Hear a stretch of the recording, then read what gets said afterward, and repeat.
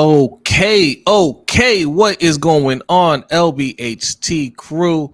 This is a recorded show, no live show today. All right, but B, what is going on? Not much. I'm gonna say it again. This is a recorded show. Every time we've put out a recorded show, people talk to us in the comments. We're not here. We can't read it. We are chilling somewhere. So go ahead and talk amongst yourselves. But this is a recorded show. Yes. We cannot see your comments. We will put this as a premiere. We will be in the chat. So we can't respond to you on the recorded side, okay? Because we're not going to respond to you on the screen. It is in fact recorded. Yes. We'll call this our Thanksgiving special episode. Happy Thanksgiving. Happy Thanksgiving. This might go out on the day of Thanksgiving or the day before. Depends on how fast I edit this. Okay. But hope everything is going well. But if not, hopefully it gets better starting right now. This is not streaming live, but it will be on YouTube and probably Facebook, not Twitch. All right. So wherever you're watching us, make sure you hit that like button, follow, subscribe, all that good stuff. If you listen to the audio form of the podcast, it'll probably go out on Thursday as well. I hope you don't have to take a lunch break. I hope you're not at work. But if you're at work, definitely take a lunch break. Take extra time at your lunch. And don't work hard. Don't work hard. Nobody's in the office anyway. Right? And enjoy it. But okay. So this is gonna go a little faster. Okay. We had some topics to hit. Obviously, the Ravens are going to be playing on Thanksgiving Day against the Bengals, so we're going to get to that. Panthers coming off a tough loss, but there's no time to dwell on that. They got to turn around and play another tough team in the Rams. Can they win? We'll talk about that. Also, we have a court of public opinion that we discussed on the morning show. We're going to dive deeper into that one. All right, so there's a lot to discuss. But before, do we have a Black History fact for? No. See, because no, you know what? Thank work. Make me work. Every time I ask, you say, "Why do you ask? Why do you ask?" No. This is why. I've told you before that Black History fact videos are for the live show. The show once again is not live. It is recorded. They're for the LBHT show. For the LBHT show. Never put them on recorded shows. So no, we never put them on the recorded shows. I'm gonna go back and check. In fact, you do that. I ain't gonna be around when you find out you're wrong. But you can thank work. I've been working all of the hours now. Okole needs a break too. All right, he wouldn't. I mean, you guys don't want to work on Thanksgiving. He doesn't want to work on Thanksgiving either. That's just what it is. All right. That's depressing. All right, he's trying to have a good time this week. It doesn't have to be depressing. You guys, a lot of them are. Is what I'm saying. You don't want to hear about somebody who did something fantastic when they were 19 and they were dead at 25. Like it's not uplifting. Necessarily. Such is the nature of Black history. Find a happier one. Okay. Okay. I will make that my goal for next week. I appreciate it. All right, we're gonna dive right into it. First, let's start because this is fresh on B's mind, and I actually talked about it on the morning show. Panthers lose a tough one to the 49ers on Monday Night Football. I'll say this. I'm very encouraged by how the defense looked. Mm-hmm. What the defense did, especially with J.C. Horn, minus that one touchdown he gave up to Juwan Jennings. Well, I mean, it was a poor tackle on that one. But outside of that, the way that secondary looked is what I want to see the Baltimore Ravens do at least one time to give me hope that they're turning the corner.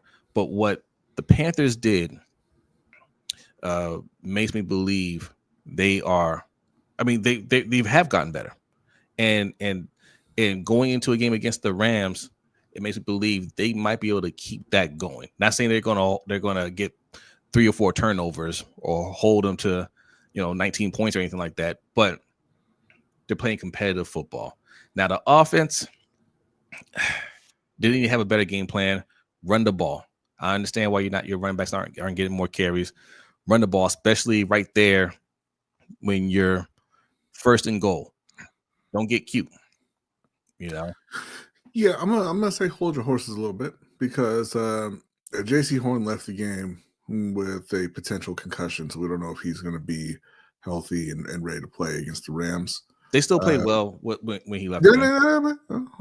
Continue to hold him. His replacement, Corey Thornton, got injured, not too long after replacing J.C. Horn, and found out that he is in fact out for the season. So he will not be playing against the Rams, as that is part of the season. So if J.C. Horn can't go, if Corey Thornton can't go, they're going to be in trouble at corner. Also, continue to hold those horses because Trayvon Merrick has been suspended for the Rams game. So he did get suspended. He did get suspended. So the secondary is not going to be in great shape potentially for that Rams game. We talked about this on Morning Show too. Hold that thought. If you want to know why he got suspended, it was for this right here.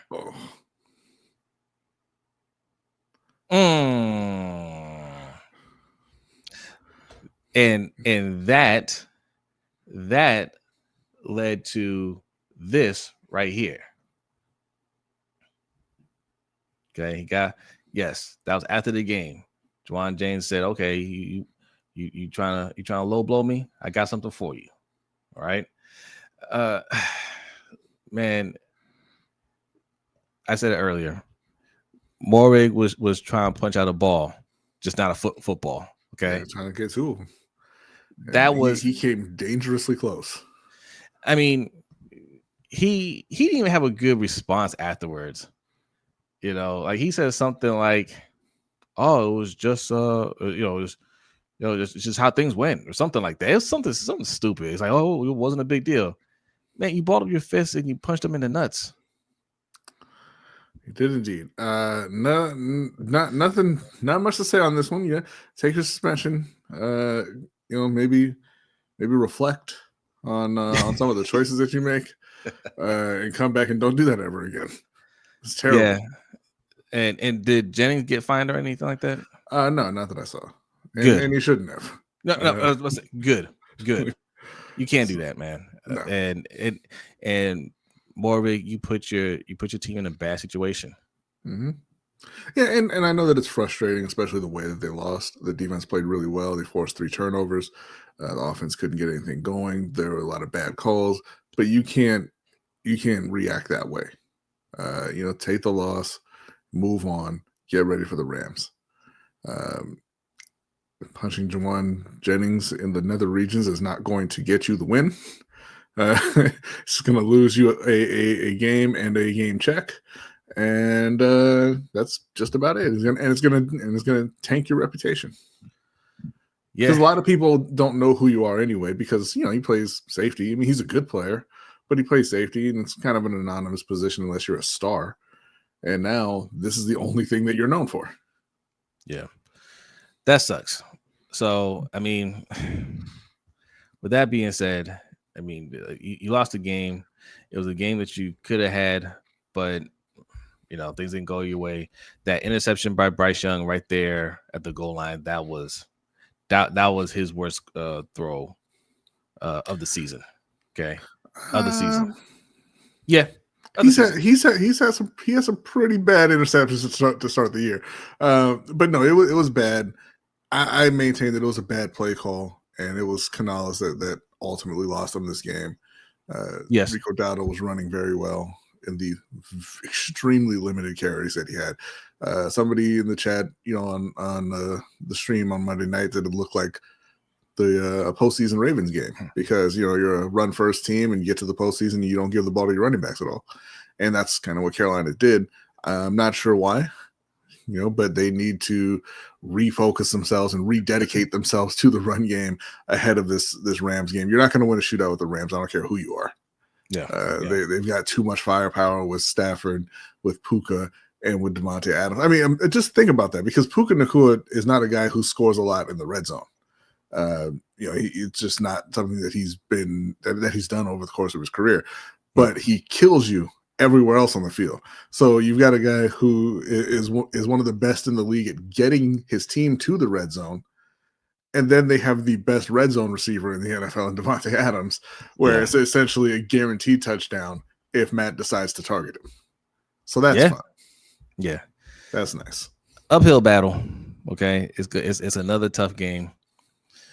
But Tampa ain't playing great. That's who you're trying to keep up with. You're half a game behind Tampa Bay. I'm not sure who they play this week. They are playing the Arizona Cardinals. So it's not a great week all the way around for the Panthers.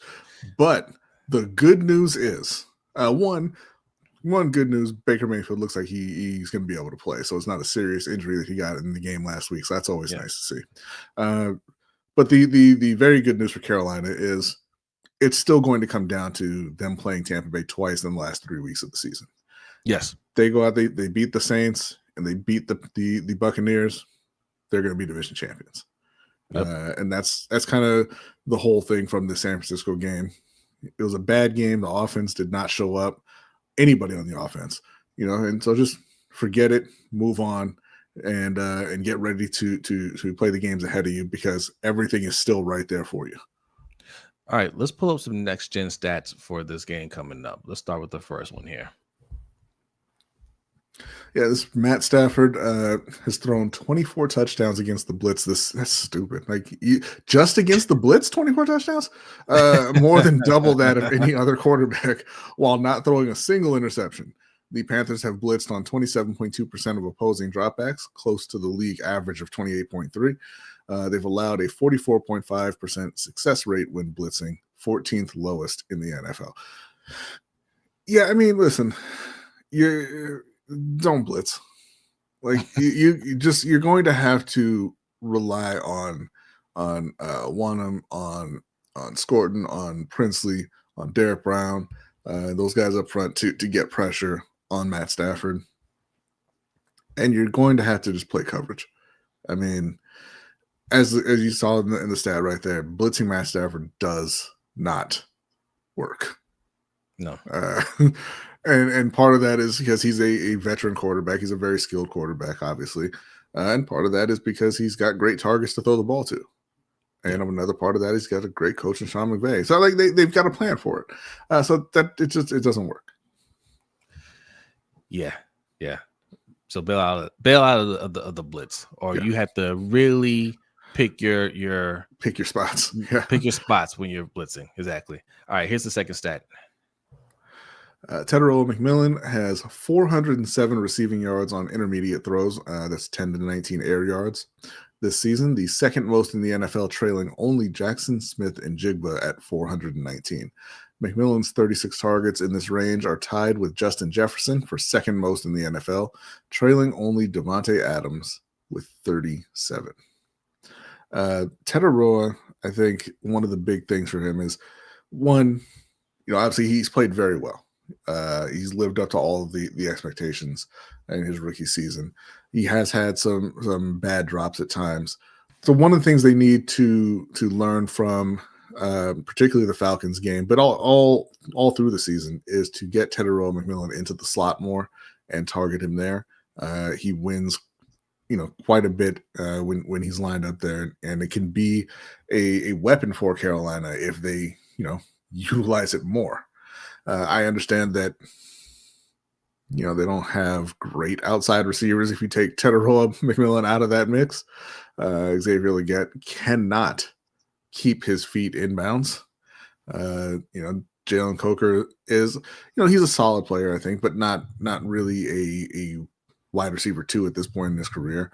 But Teteroa is a guy that you need to put in the most advantageous position possible, right? And if you get him into the slot, you can find ways to get him open and get the ball to him early and often and keep the offense moving, get the offense into a rhythm, which is something that just never happened against the 49ers this week. Let me ask you this with Xavier Legette. He's playing better, better than how he started out. There's still a lot of football left to play. Let's see how he finishes out the season. This is only his second year. I felt like they were going to trade him the way it was looking at first. He did not get off to a good start. didn't do much in preseason. Most of them didn't. Nobody really played. But next season, you think they look to trade him? No, I don't think they'll look to trade him. I don't think that he'll get anything in return for Xavier Legette.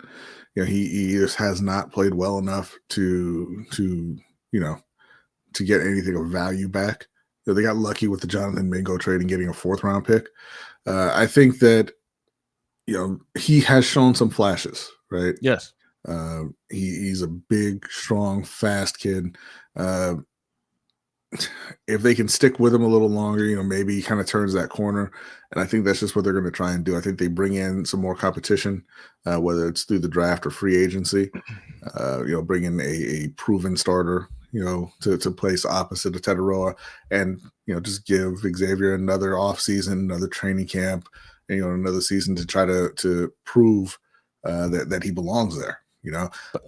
We've seen receivers kind of, it used to be you waited till that 3rd year for a receiver to really get it and break out. Recently, you've seen a lot of receivers come into the league and make an impact immediately, but there are still those guys that take a few years to really acclimate to the NFL. And that could be the case with Xavier. Fingers crossed that it is. I think that they're going to give him every opportunity to live up to his draft status. No, I agree, and I think that's why if they did decide to trade him, they would get more than what they got with Jonathan Mingo, because he's shown more of a flash, right? And yes, I think next year, I think the offseason they have to take a lot more seriously than they did this one. I'm talking about specifically preseason games. They need, like, the team needs to go out there and play at least one meaningful game, or some meaningful snaps. Legette needs to be out there, and I think he needs to take the offseason a little more seriously. I don't, I can't say for certain what he did, right? We don't know these guys, but it doesn't seem like it, and he really needs to put in that work this offseason to clean up, because those little things, right? Keep your feet in bounds. Don't run out of bounds and come back in and try to catch the ball. Like, don't do things like that. Like, really lock in, because he does have that potential. And if he can clean those things up and show that he can be a reliable receiver, he will stick. And, and you'll have your wide receiver duo for a very long time. But like you said, Canales ain't going to wait for that. Canales knows how to find talent at wide receiver. They'll bring in some competition. And if he's not ready to go, you already got Jalen Coker on the team. That's going to be competing as well. They'll move on from Horn. And Jimmy Horn. Yeah. So I think, if he doesn't put in that work and he doesn't improve, he's just going to fall by the wayside. Yeah. And it's unfortunate, but it is what it is. Yep. All right. Is that number 3? That's number 2. Okay. We got 2 more stats here. Davante Adams has got 8 touchdowns when facing press coverage this season. Only one other receiver, Marvin Harrison Jr. with 4, has even half as many touchdowns as Adams. Adams' 6 touchdowns from the goal line, which is inside the 3-yard line, are also 4 more than any other receiver this season. So, listen, don't press Davante Adams. And if you are inside the 3-yard line, why don't you just go ahead and just pack it up, get that offense out there, because you're not going to be playing defense much longer. He's about to score on you, and you need to get ready to try and answer. Yeah, Davante Adams has been phenomenal in his role for the Rams. Yeah, I just don't see Mike Jackson stopping him. Sorry, I really don't. So. Okay. All right. Well, one more stat. I mean, shout out to Mike Jackson, but I just don't know. Bryce Young has thrown for 746 yards under pressure this season, the 4th most in the NFL, and has the 5th highest success rate, 37.1%, among qualified quarterbacks when pressured. His success rate when not pressured, 47.5%, is 9th lowest in the NFL. In 2024, Young recorded a 34% success rate when pressured, 14th highest, while posting the lowest success rate in the league, 42.2%, when not pressured. The Rams have generated pressure on 35.2% of opposing dropbacks this season, the 11th highest rate in the NFL. So, you might think this says something about Bryce Young and how he plays much better under pressure. And we've seen that, like when Carolina gets down, they have to have it. He seems to step his game up. I think it also speaks to the lack of receiving talent that they've had since he's been there. The teams are not blitzing. They're not, and they're just kind of dropping back in coverage. Yeah, you can be not pressured. You can have all the time in the world, but if guys aren't getting open, doesn't mean a whole lot. And if they are getting open and dropping the ball, a la Xavier Leggett, also doesn't mean a whole lot. So again, I think it's partially on Bryce, but it's also on Dan Morgan and just getting more talent on that offense. They need a starting tight end. They need a legit wide receiver too. They need to upgrade the pass catchers around Bryce to see those success rates rise. Yeah, no, I agree. Seeing Bryce Young's performance kind of go up and down has been frustrating for Panthers fans, but consistency with the offense, consistency with the talent around you, that's what's going to elevate your quarterback, your young quarterback. So they're doing a lot of things right, and it's evident by the fact that they're still in the hunt for the division. Okay. Mm-hmm. This isn't like the Panthers that you saw under Matt Rule. Okay. This team has a lot of fight in them, and a bad game isn't going to mess up their momentum. Like they're focused every week. They can look past this game and be locked into the Rams game and surprise you. So yeah. You never know. But with that being said, there's too many injuries, man. This is a very tough game. The Rams are arguably the best team in the league, and like I said, the Panthers are hurt everywhere right now. They just went out and signed Isaiah Simmons, pretty big bust. Been on multiple teams so far in his career, but they don't have a lot of depth. So yeah, it's gonna be a tough week. But even if they do lose this game, again, they've got the Saints coming up. That should be a win. Then they've got Tampa, Seattle, Tampa, and it's just going to come down to them going out there and getting it. Like I said, It's right there in front of them. And, if they go out and they win their games, they should be fine. If they don't, then they're going to miss out. But it's right there for them. Yeah. All right. Well, there you have it. Let's move on to the Ravens. Just for the record, we're not picking the Panthers in this game. I didn't say that. We gotta make a pick. We're doing that right now. All right, I'm taking Carolina. I think they recommit to Dowdle, and I think they run over that Rams defense. I think they control the clock, they control the pace of the game, and I think Bryce bounces back from that performance. I think Teteroa bounces back from that performance, and God willing, Xavier Leggett keeps his feet on the green and bounces back from that performance as well, and they win a close one. Okay, look at that. This is a reversal of faith. I'm going to pick the Rams in this one, but if the Panthers come back and win, I'm going to edit this video and just say I picked the Panthers. Yeah, so you all heard that. Go ahead and clip this now.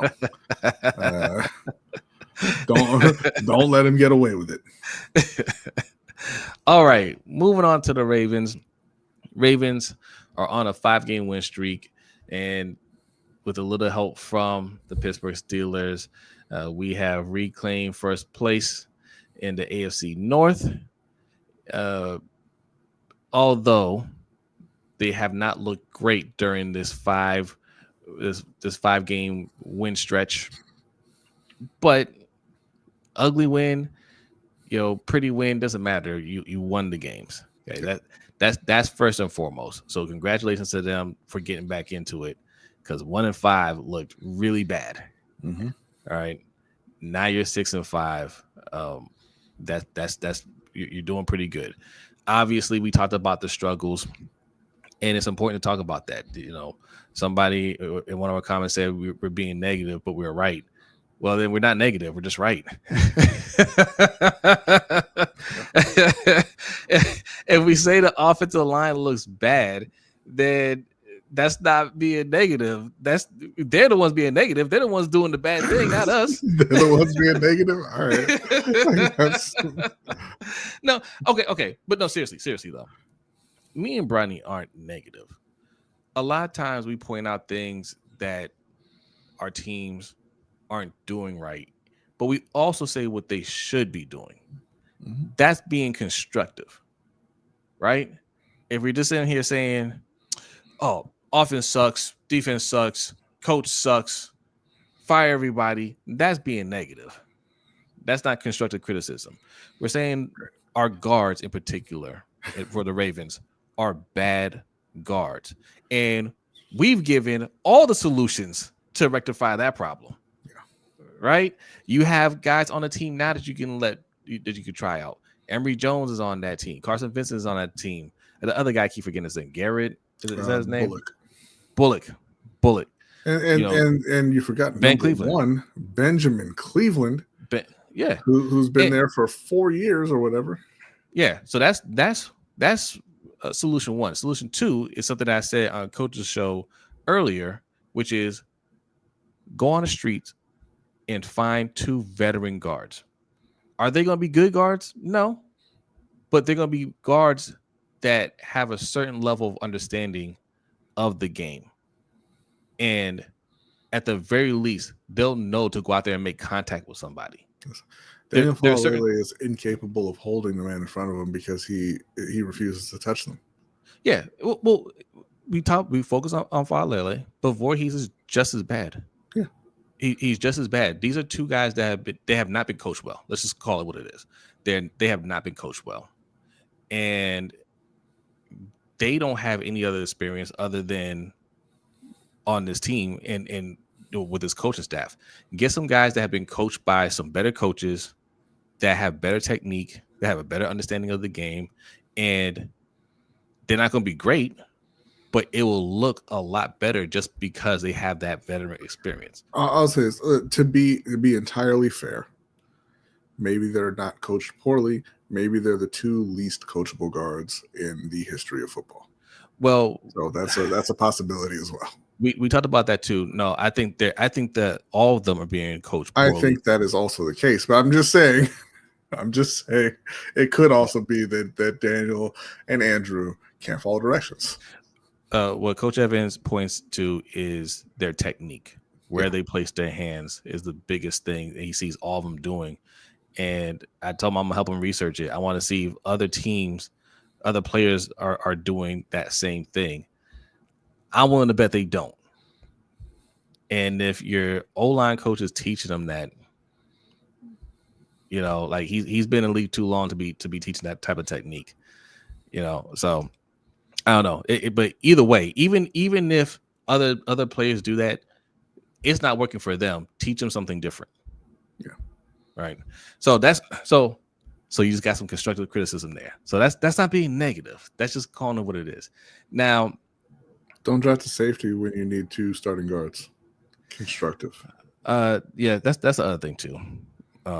Sutton made a point earlier that this defense relies too much on Kyle Hamilton. Kyle Hamilton does everything on defense. He's an amazing player. Mm-hmm. He's taken multiple snaps everywhere on that defense. Mm-hmm. Okay.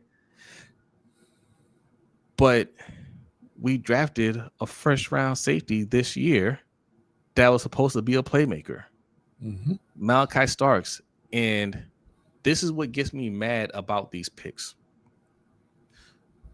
Everybody's all pumped for these picks on draft day.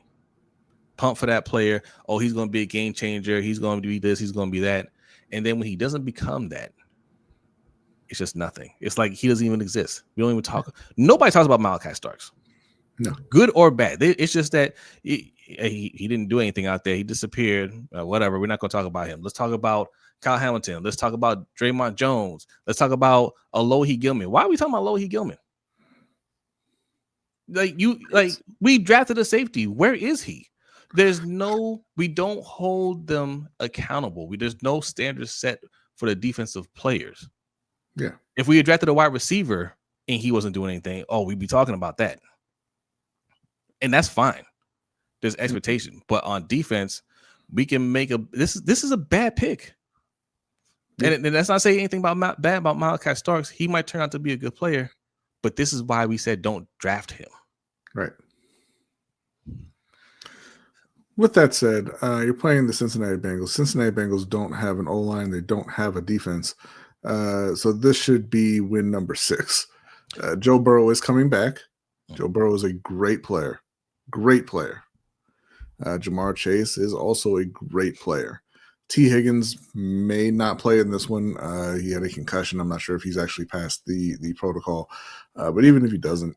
No, I don't think he's going to play. I think he's out. Yeah, I think they say he's out. Trey Hendrickson is out. Yeah, not that it would matter. But Jamar Chase is still playing. Joe Burrow is still playing, and it's not enough. So I didn't pull up the injury report. I pulled up the injury report from yesterday. I didn't have it for today. I do have the Ravens injury report from today. Today meaning Tuesday, the 25th.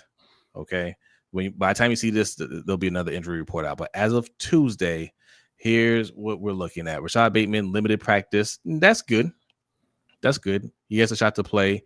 Taven Bryan did not practice. I don't think he's going to be playing. They're saying he's probably going to be on IR pretty soon. Yes, they did say that. Short-term IR. He can come back in a few weeks, they think. Kyle Hamilton, limited practice. That's the one that That's hoping. Up from did not practice, though. Yeah. That's his ankle. Justice Hill didn't practice. He's got a neck injury. He's not playing. Lamar Jackson, that's the one right there. Toe. He said he's fine. He said he's good. Full participant. He said he had a little toe injury, hurt it in the first quarter, but he's fine. The toe was fine. Harbaugh said he looked amazing in practice today. So, he's good to go. Is he 100%? No. But he'll be out there. Travis Jones, limited practice. He had an ankle. He's dealing with an ankle injury. Keon Martin. I keep saying Kenyon. Keon Martin, full participant. So that's good. Mm-hmm. That's good. So, we have everybody that we're going to need to win this game. Yes, Joe Burrow coming back. He's a good quarterback. Jamar Chase is hard to defend. I think not having T. Higgins out there lets us do more double teaming and things like that to take Jamar Chase out the game and force the other players to step up and do something. And I think it'll be a little competitive, but that defense is so bad. This is a game where even our O-line could look better. Yeah. Jamar Chase, like I said, if T. Higgins is out there, you can focus more on Jamar Chase. So he'll probably only have like 115, 130. But again, not enough to beat Baltimore. This should be the 6th win in a row. And, I'm hoping that they can get a early lead and get Lamar out of there. Because he needs to rest. He should have sat last week. They need to get him healthy. He's had multiple leg injuries. He's clearly not right. But they're right in the middle of it, so obviously they don't want to pull him out in the middle of a division race. But you have to find spots to try to get him healthy, because if he goes into the playoffs kind of hobbled, it's not going to matter anyway. No. All right, so let's pull up these next gen stats. Tyler Linderbaum has allowed pressure on 6.4% of his pass block snaps this season, the 5th highest rate among players with at least 150 pass blocking snaps at center. However, 18 of Linderbaum's 22 pressures and 4 of his 4.5 sacks allowed have come on dropbacks over 4 seconds. As a result, across his 22 pressures allowed, they have come in an average of 3.42 seconds, the 8th longest average time to pressure among that same group of centers. So this is the tendency is to look at it and say Lamar's holding the ball. And he does have a tendency to do that at times. He likes to hold on to it and wait for guys to get open as opposed to just taking off and running. But this season, this is more of hike, got to dodge Falale's guy, got to dodge Voorhees guy. Now let me check downfield. Oh, wait, Tyler just got beat. Yeah. And Tyler's doing his job for the most part. He's holding the block for as long as you should have to hold the block. But this is why you have to play as a unit, as an O-line. Your guards, both of your guards, you can have one bad person on that O-line and you can kind of cover it up. You can't have two bad people, especially in your interior O-line. Both especially players, when your right tackle's not playing great either. I mean, we've seen on tape Falele take out Linderbaum when he's blocking somebody. We saw that. We have evidence of that. Sorry. That was the most aggressive you've ever seen Daniel Falele.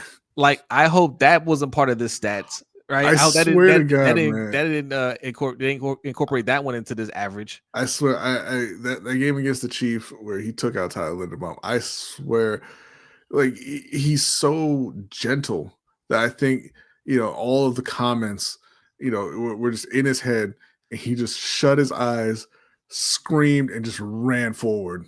And I was just like, I'm hitting what I'm hitting.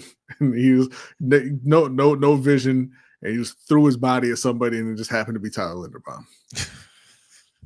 It's unfortunate, but all right, let's pull up the next stat here. What do we got? Jamar Chase versus the Ravens defense. Chase had 112 total matchups against the Ravens defenders in coverage last season. Of those 112 matchups, 26 came against Brandon Stevens, who was no longer on the team. Marlon Humphrey was in coverage for 16, and Nate Wiggins had 14. Against Humphrey, Chase was targeted 5 times, catching 3 passes for 48 yards, though Humphrey also recorded an interception. Against Wiggins, Chase was also targeted 5 times, but managed just 1 reception for 12 yards. So, I mean, without the context of those specific plays, not a whole lot that we can take from this. The way it's written up kind of wants you to come to the conclusion that Nate Wiggins is locking down Jamar Chase. All right. I mean, okay. Yeah. Jamar, I think with this team, a good defensive scheme can slow down a player like Jamar Chase. But as we've seen before, when Jamar Chase says, look, just throw the ball to me and I'm going to make it work, there's nothing you can do about it. Yeah. There's nothing you can do about it. So all we can hope is that we do enough defensively to slow them down. We put up enough points. We kind of make them one-sided on that side of the ball, which, I mean, they want to throw the ball anyway. They're going to throw the ball. But Jamar Chase is going to get his if he wants to get his. That's the conclusion I came to. Okay. I didn't need a slide for that one, but let's take a look at slide 3 here. Mark Andrews. Mark Andrews has been targeted on 22.1% of his routes this season, marking the 3rd consecutive season his target rate has declined year over year, dating back to 2022. He has averaged just 2.2 yards after the catch per reception, more than 1 full yard fewer than his average in any of the 7 prior seasons of his career. His top speed recorded on a route is 17.88 miles per hour this season, the slowest of his career. All of that to say, Mark Andrews is not the player that he was when he went for 1,300 yards, but I think everybody knew that. He's had a lot of injuries. He's a little bit older. I mean, he's not old, but he's over 30. You would expect him to kind of slow down physically, and that's what we're seeing. Hey, look, I'm pretty sure he ran faster than that on that fake sneak when he got to the end zone. So, that's fine. He's still a solid player, but like I said, like that's not a weapon. When we talk about what Lamar Jackson has on the team, he doesn't count as a weapon just because he gets targeted a lot and he's got a lot. He gets a big bulk of their touchdowns. That's just because that's just who Lamar's throwing it to. Yeah. Those touchdowns can go to anybody. The real question here is why hasn't Todd Monken figured out how to use him and Likely together yet? Good question. All right, one more stat. This one's for Zay Flowers. Zay has created 3 or more yards of target separation on 53.2% of his targets this season, the 4th highest rate among wide receivers with at least 50 targets. Flowers has also been particularly efficient at getting open down the field, creating 3+ yards of separation on a position high 46.7% of his targets over 10 air yards. On open targets, Flowers has totaled 486 receiving yards, second most among wide receivers, including 285 open downfield yards. All right. So, again, this is what we've kind of been talking about over the last couple of years. Zay Flowers is their number one receiver. He has the potential to be, one of the better receivers in the league. He's still kind of progressing towards that. Particularly last week, it really stood out to me last week that he's regressed back to joystick Zay, where he gets the ball and is just teleporting in 4 or 5 different directions instead of running forward. A crazy amount of quickness, crazy agile. He's super fast, and he just needs to learn when to use those moves and when to just run. Yeah. I was wrong. I have one more stat here. Let's pull this up. Lamar Jackson has averaged a time to throw of 2.88 seconds this season, the quickest of his career, and the first time his time to throw has been under 2.9 seconds. He's averaged 8.6 air yards per attempt, his second lowest mark, and only more than his rookie season in 2018. However, Jackson has attempted downfield passes on 35.9% of his throws, the second highest rate of his career. So Lamar Jackson's getting the ball out faster. The problem is we don't really have guys that can get separation like that. 2, we're not drawing up plays for him to get the ball out quicker. Yeah. You know what I mean? Yeah. It sounds like there's not a whole lot going on in the intermediate area. It sounds like he's checking down a lot or going deep. And a part of the issue, I think, is, again, they don't have really good pass catching running backs. The tight end position is not what we thought it was going to be coming into this season. Rashad Bateman, he ain't Rashad Bateman, or he is. I guess. He is. Yeah. So I mean, it's really just been Zay. You've gotten a few plays from DeAndre Hopkins, a few plays from Tez Walker, but the bulk of the production is coming from Zay Flowers. And, again, it's going to be the 8th or 9th consecutive offseason, we will be saying you need to upgrade the targets around your franchise quarterback. Zay is fine. Zay can stay.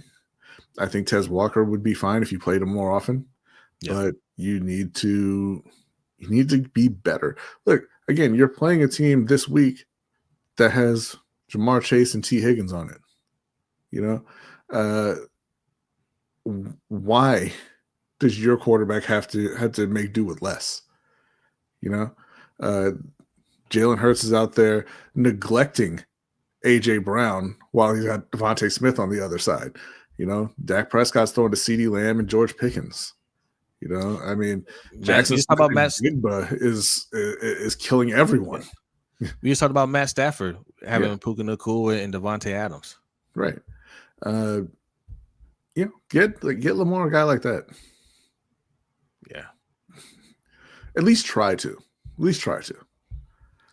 hasn't been a whole lot of effort on that. I mean, I know they've drafted receivers, but you're drafting receivers late in the first round. You're drafting them in the middle rounds, and you're not very good at it.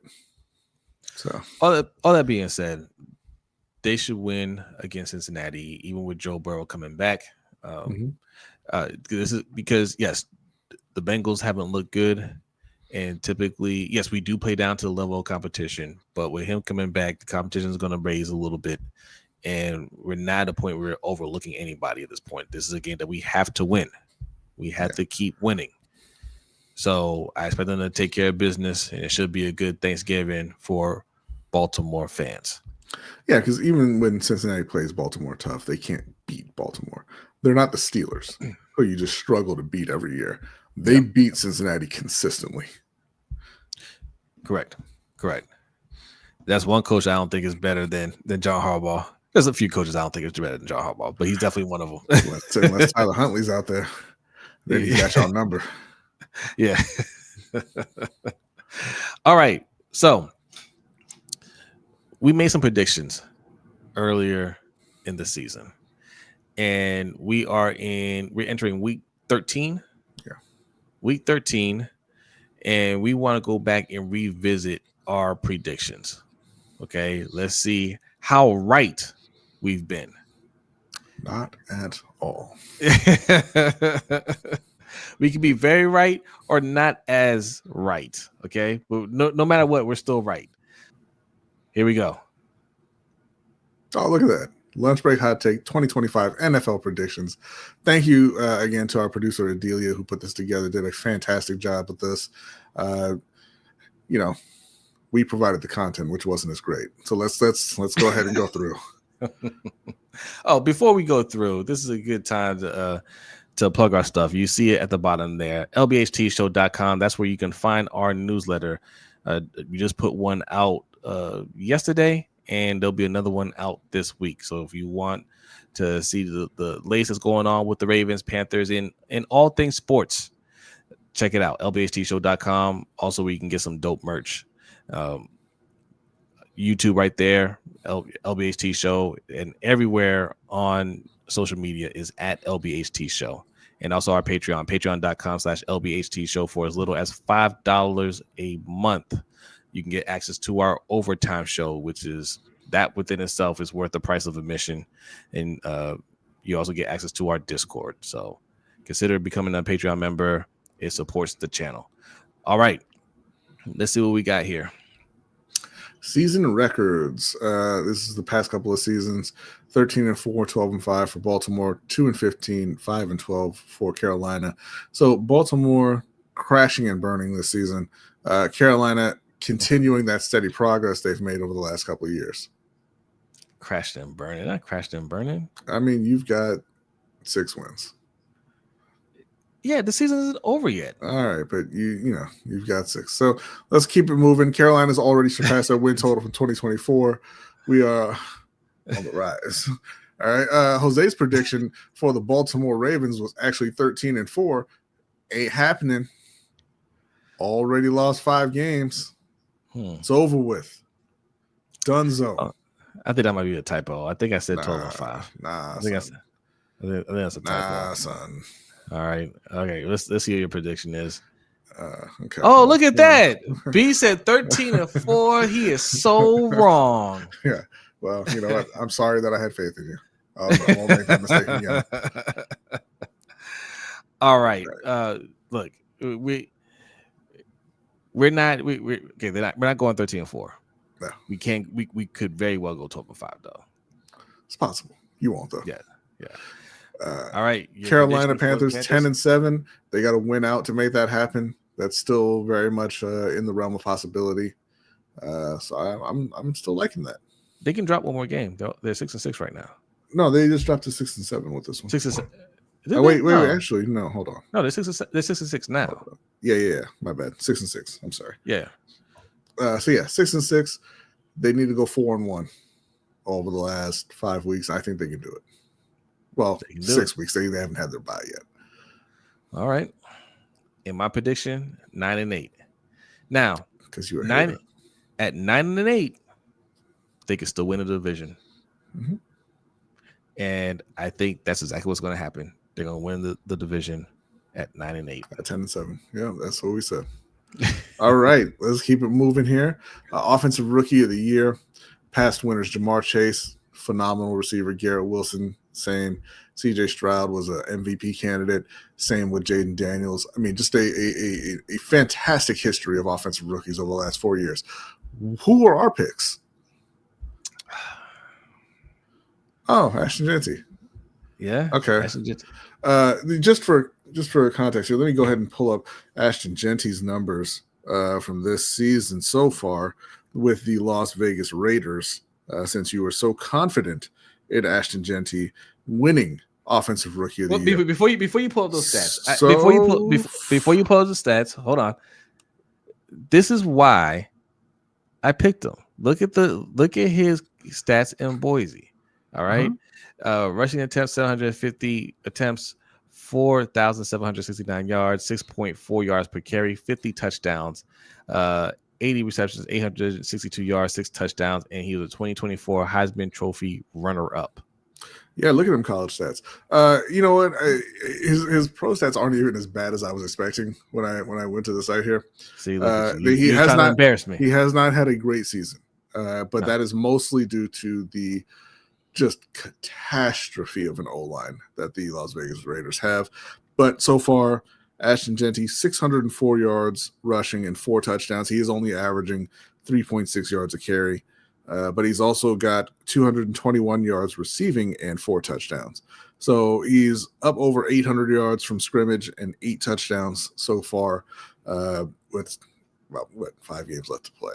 So Ashton Genty has all of the ability that you see, that you saw in college that you kind of expected coming into the NFL. He is 100% that guy. They need people to block for him. Yeah. Desperately. Right. Let's see what your prediction was. What? That's crazy. Ashton Genty as well. I'm pretty sure I said Ted Earl McMillan. But no, like we said, Ashton Genty is everything that everybody expected him to be. It's just not working out with the Raiders this season because of the lack of blocking. So I'm taking the win on that one. I don't care. We're taking the win on that one. I'm taking the win on that one. All right, what do we got next? Next up, Offensive Player of the Year. Cooper Kupp, best receiver in the league that season, easily. Justin Jefferson on his way to a first ballot Hall of Fame career at that point in 2022. Then J.J. McCarthy showed up. Christian McCaffrey, one of the most versatile and talented players in the NFL. Saquon Barkley, went over. He should have broken the all-time rushing record last season if not for his head coach, but that's okay. Again, fantastic players or fantastic seasons for those past 4 winners. Let's see what we predicted. Saquon Barkley. No, sir. Wow. Just open and shut. What's his stats? It's not Offensive Player of the Year, I'll tell you that. Saquon Barkley so far this season, 684 yards rushing with 4 touchdowns. Very Ashton Genty-esque. And also 259 yards receiving and 2 touchdowns. So not as good as Ashton over there. So way to go. Great pick. Great pick. Fantastic work. Let's see who Brodny picked. Fantastic work, Jose. Bijan Robinson. Bijan Robinson, the fantastic Atlanta Falcons running back, who's averaging 5 yards a carry, has 853 yards rushing and 4 touchdowns. And, he also has 543 receiving yards and 2 touchdowns. So he's up over 1,300 yards from actually over, I think it's about, almost 1,400 yards from scrimmage and 6 touchdowns. He's having a phenomenal season. They just need to give him the ball more. All this to say, B is also wrong because it's going to be Jonathan Taylor. Jonathan Taylor, he's falling off hard. He's falling off hard. All, all this to say we're both wrong. Nah. Bijan gonna have a strong close. He gonna snake that award. Defensive Rookie of the Year. I don't want to do this one. Yeah. I don't want to do this one. Let's go. What's wrong? Micah Parsons, Sauce Gardner, Will Anderson Jr., Jared Verse. Again, guys who had just phenomenal rookie seasons. And then there was a can't miss prospect in this draft. Cannot miss. Who I believe one of us may have picked. If you click through. Abdul Carter. Who do everything player. He'll play any position in that front 7, really. All he does is sack the quarterback. That's all he does. And I'm actually I'm actually getting word that he does not, in fact, do it. He has 0.5 sacks so far in his rookie year, 12 quarterback hits, which is 1 a game. He has totaled 27 tackles and 1 tackle for loss, though. Just click to the next one. I just hope I hope this isn't he's a bust. It's just that he's playing with some excellent players and they're just getting to the ball faster than him because he's a rookie. That's what I'm hoping. He was also sleeping in his meeting allegedly. He said it wasn't true, but the team said it was. So I just these can't miss play. We say that a lot for these defensive players that they can't miss and then they turn out to be big misses. We're just seeing it wrong. Who do I pick? Oh no, Abdul Carter. Oh, what? No. That's wild. Jose was very confident in this pick because of those numbers that you see from Penn State. 12 sacks last season. Wait, hold on. I think these are different stats than on the previous slide. Let me see. Let's go back. Yeah, it's missing. That's his career stats. That's why. Okay. Yeah. This is 2024 stats. Yeah. 12 sacks last year. Converted that to a robust 0.5 in his rookie season so far with the New York Giants. Jose swung. I mean, it was a pretty conservative pick from Jose. This is like one of the top players in the draft. So I was going to say he swung big, but he didn't really swing big, but he missed real big. Just for extra bonus laugh. Okay. Yes. Another person that I said I knew. I said I knew. I think Malachi Starks is going to be good. I know Mike Green is going to be that guy. There you go. And Mike Green's played okay. Mike Green has played okay, but he's no Abdul Carter. that is facts. All right. Next, we got Defensive Player of the Year. Defensive Player of the Year. Now, there's no way that we would have missed this one. Previous Defensive Player of the Year winners: T.J. Watt, Nick Bosa, Myles Garrett, Patrick Surtain. Famously, one thing about Patrick Surtain, taking 1 pick after Panthers corner J.C. Horn. Yeah. So they took a corner when they needed a quarterback and a left tackle and an edge rusher and a wide receiver. And they took the wrong one. Well, J.C. Horn is trying. He's trying his best this year. I'm not saying he's a bad player. He's a good player. Yes. Patrick Surtain won Defensive Player of the Year. Yeah. So moving on. Who do we pick? I picked Kyle Hamilton, and I stand by this pick. Okay. Kyle Hamilton is playing very well. Now, he's not going to win it because of the bums around him. All right. Wow. The defense. Not bums. No, they're not. The defense hasn't been good. And the team was 1-5. They're just now getting back on track. So he's probably not going to win the award just based off of the team success. But Kyle Hamilton is having a phenomenal season. I nailed this one. Nailed this one. All right. And who did I pick? Micah Parsons. Yeah. He certainly had a lot of buzz early. He did. He certainly did. I don't know what he's doing these days, but still an excellent player. He is. He's playing very well.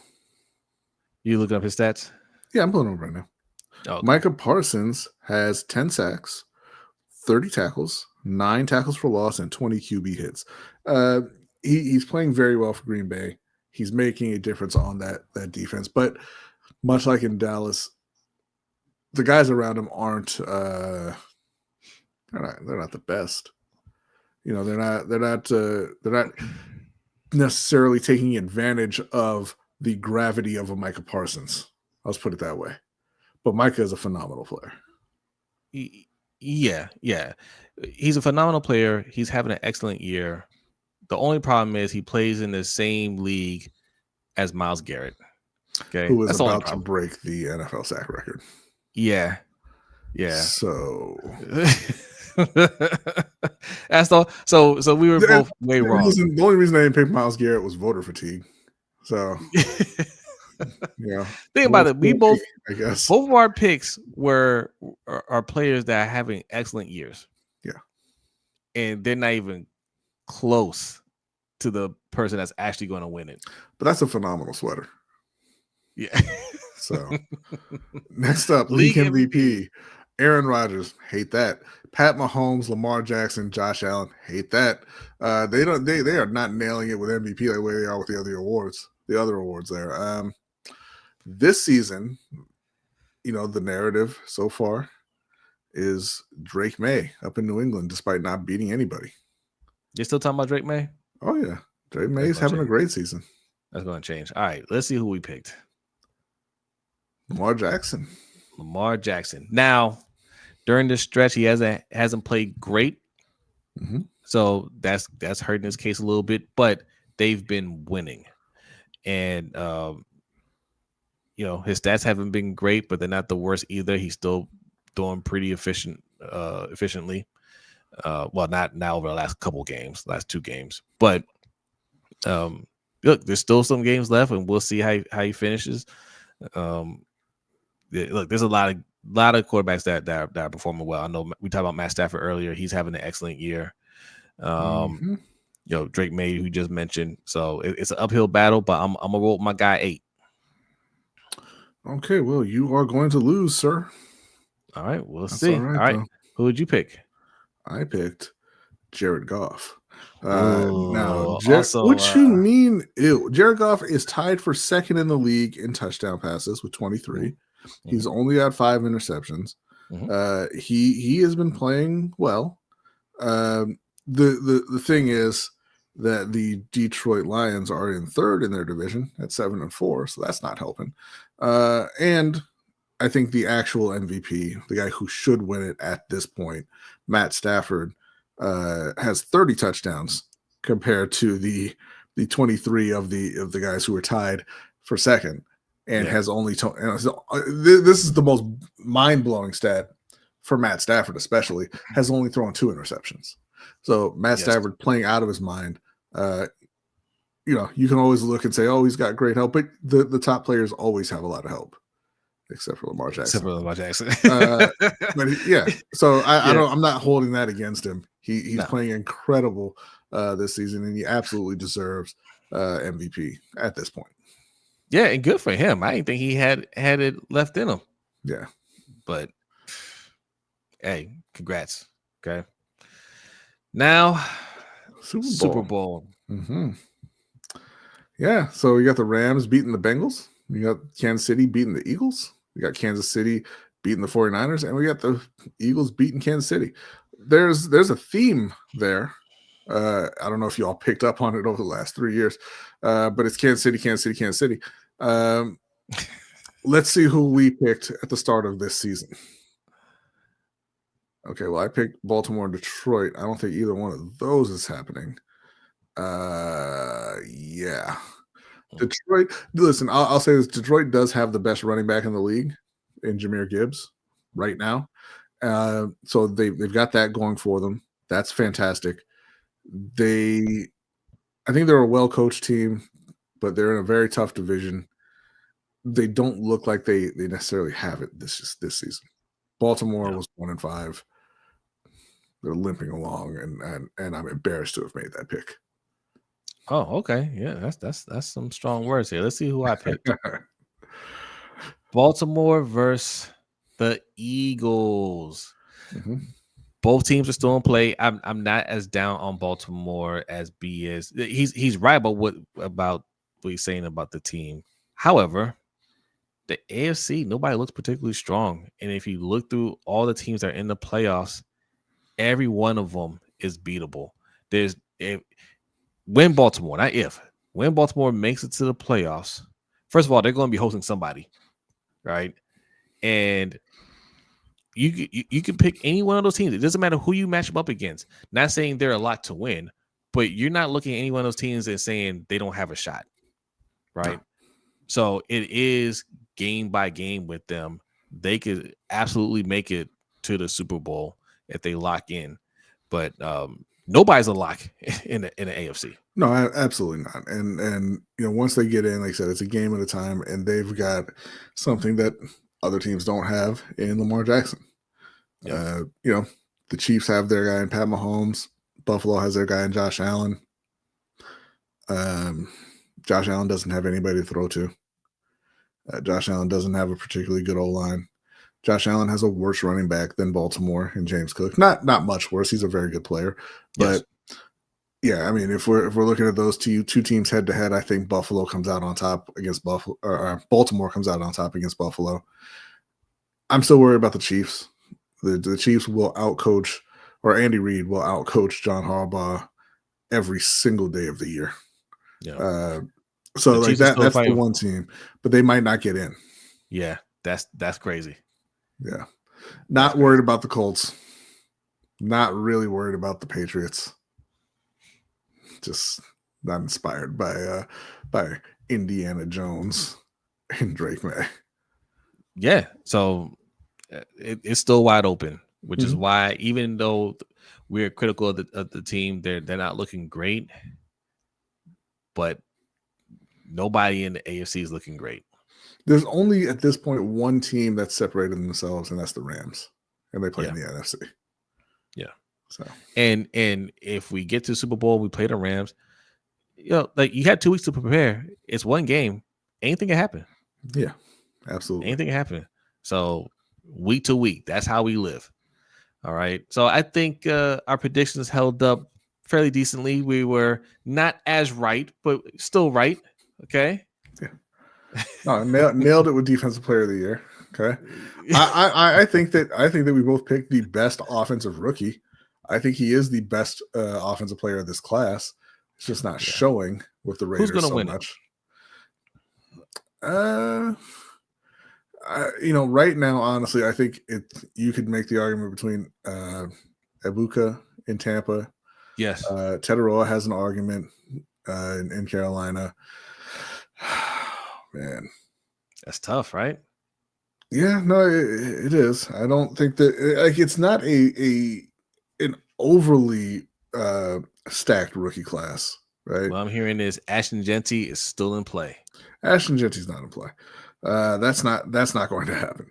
But let me see here. I may be forgetting somebody.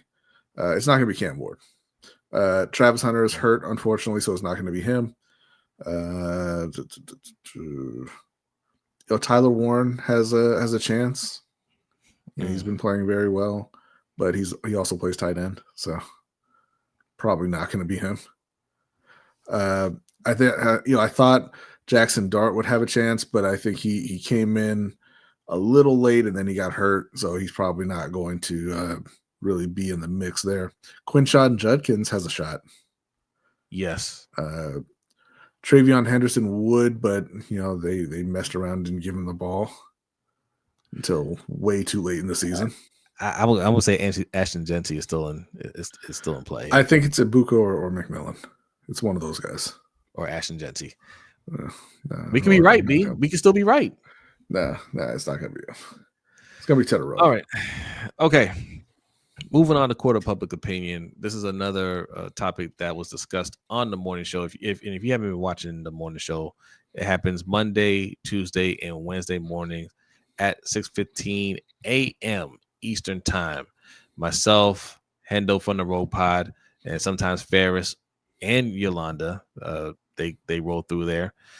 I was solo today on Tuesday, and when I brought this up, and this is a good enough topic that I wanted to dive further into it on this show. So for the court of public opinion, this is Ja Morant, often in trouble, often suspended, getting into it with future Hall of Famer Klay Thompson. And this is the exchange. I don't know what sparked it or anything, but this is the exchange that they had in one of their games. I think it was last week.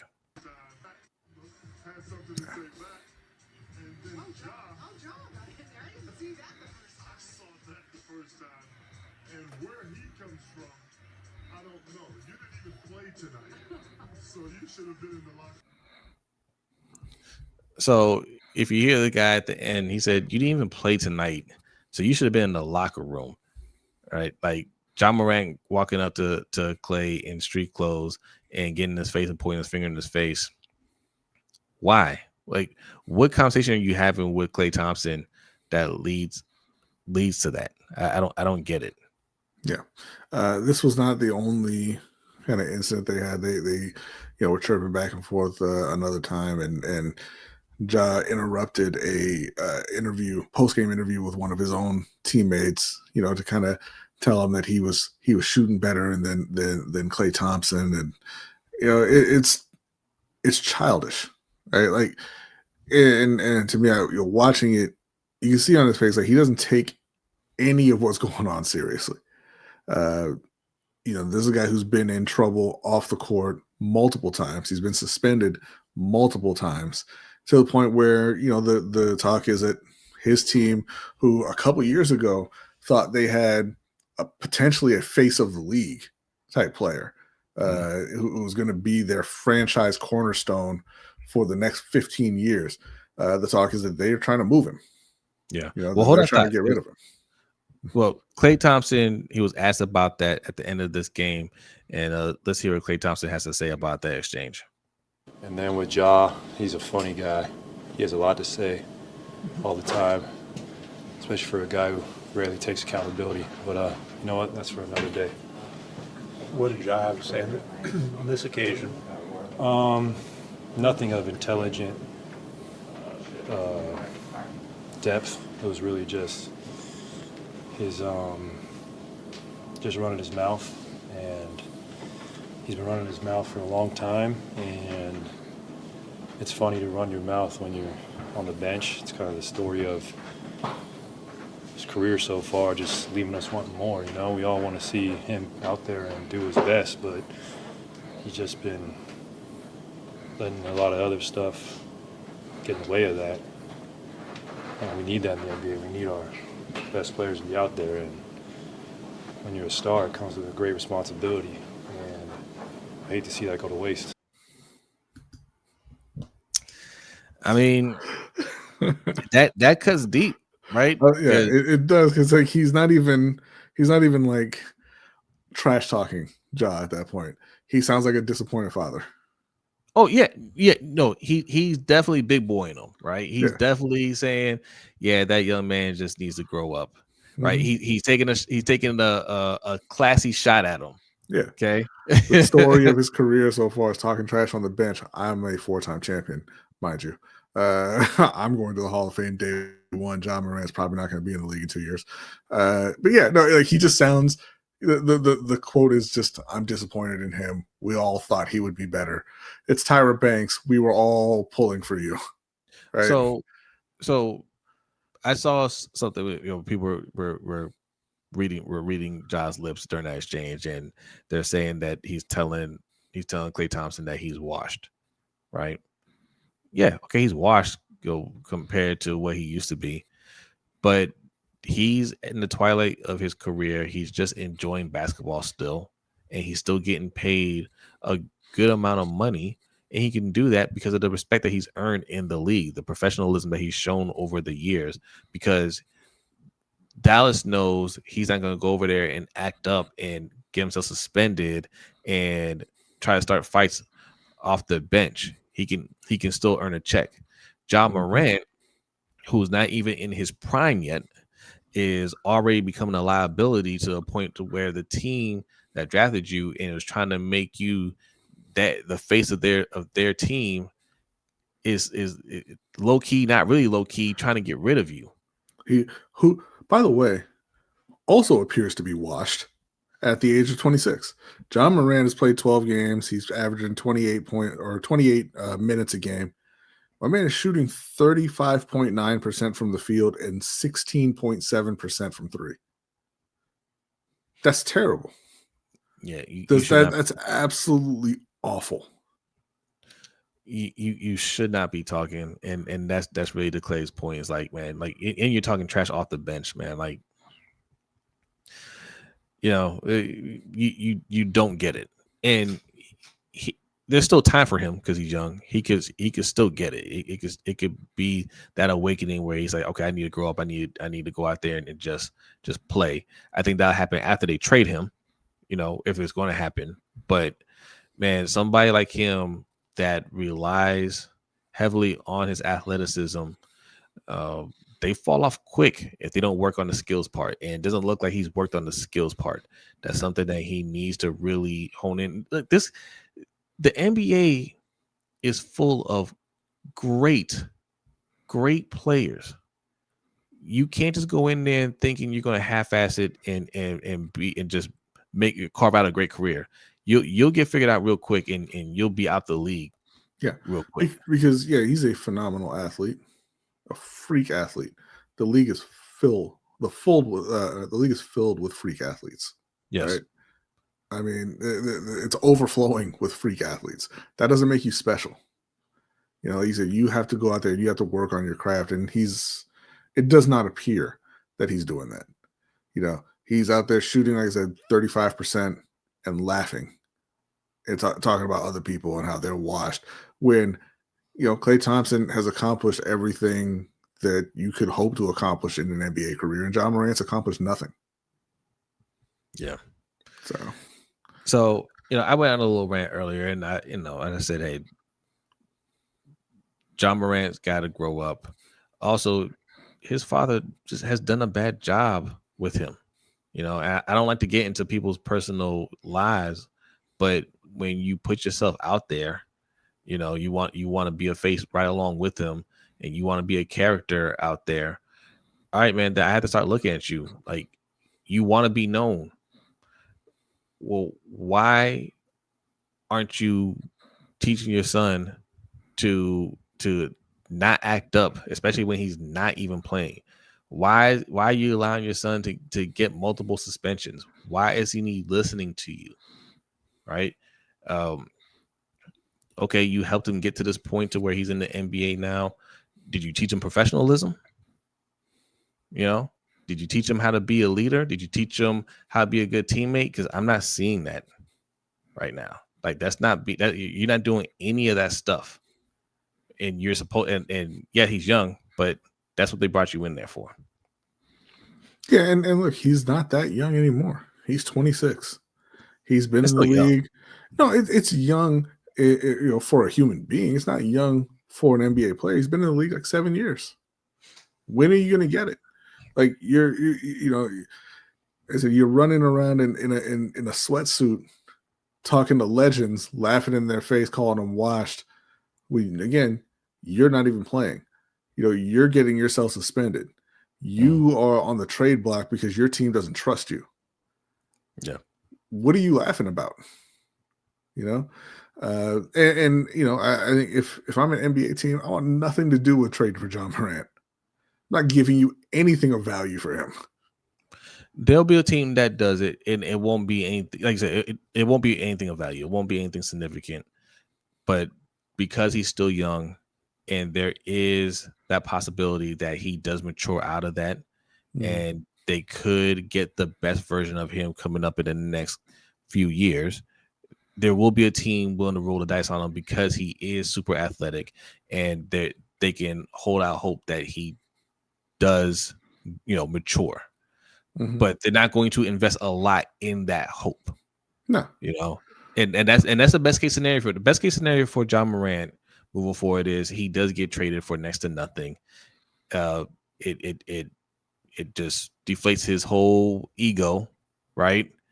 And he has to humble himself and say, okay, they traded me wherever, Charlotte or middle of nowhere somewhere, and I just had to just lock in and make a name for myself and really work hard to earn that respect, And, and I think that's something that's possible, but in order for that to be, to come to fruition, his NBA career has to be something that's important to him, and I don't see any evidence of that.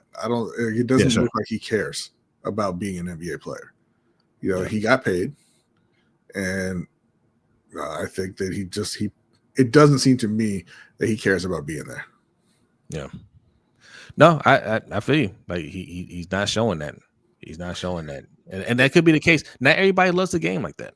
Yeah. And the other part of this, because we were just talking about John Morant's maturity level and all that, but the other part of this is, like, listen, I don't want to be the old guy talking about respect your elders and all that kind of nonsense. Like, people talk trash in it, but like, you're not even playing. You're coming onto the court and you're talking to one of the best players ever. Klay Thompson, arguably the second best shooter of all time. He's been a great defender, a multiple-time champion. He's old. You're going to get old too. And you won't be able to play anymore either. Like, why are you getting in his face talking trash to him? For what? It's disrespectful for absolutely no reason. Unless there's more to the story. And again, I don't know the whole story. Unless Klay Thompson said something first disrespectful to him and it just kind of blew up from there. I don't know. I haven't seen or heard anything about that. But just in general, like, yes, you're going to get old too. The difference is you're not going to get to that age and be in the league, right? Like, Ja Morant will be out the league before he gets to Klay Thompson's age if he doesn't improve on these things. It's not a respect thing. This is just him, taking his craft seriously. Klay Thompson can still be in the league at this age because he takes his craft seriously, and teams still see the value in bringing him in, even at this age. If how old is he now? 30.